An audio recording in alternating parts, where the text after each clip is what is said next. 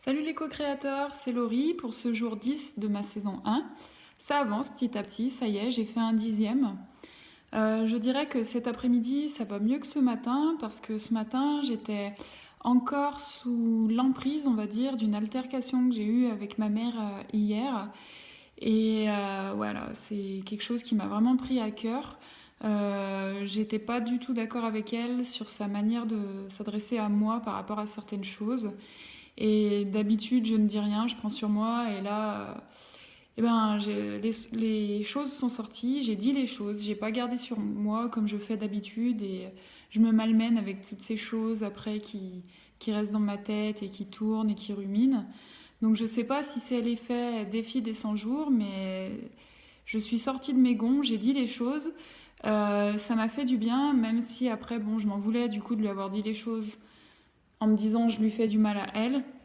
Mais il y a un moment où il faut dire stop aux gens parce qu'ils nous font du mal parfois sans s'en rendre compte.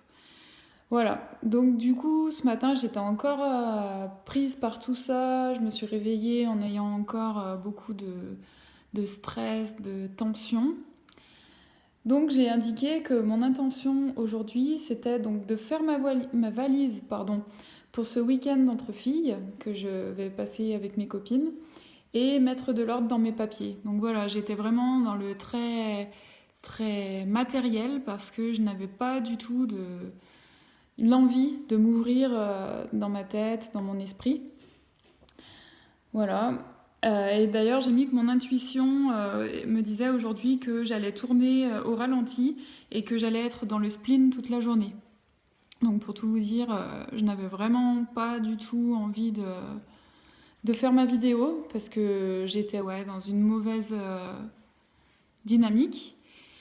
Et j'ai une copine qui m'a appelée, ça m'a fait beaucoup de bien d'ailleurs, et j'ai pu lui parler, extérioriser tout ça. Donc ça m'a fait beaucoup beaucoup de bien.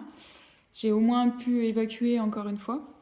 Et surtout, l'exercice du jour, c'est le pardon et le vivre Ho'oponopono.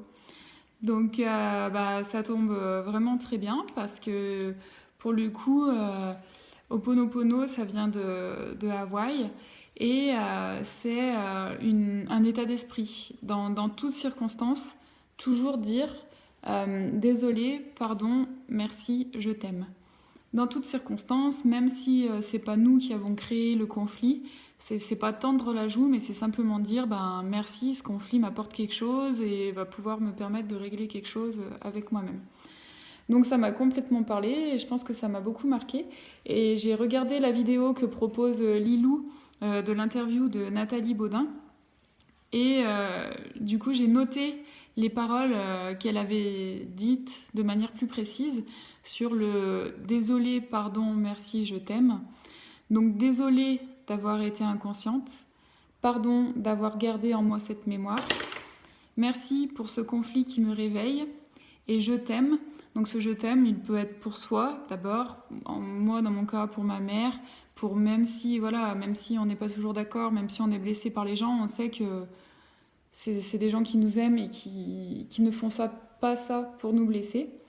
Voilà, donc je me sens beaucoup mieux cet après-midi, ça m'a fait du bien.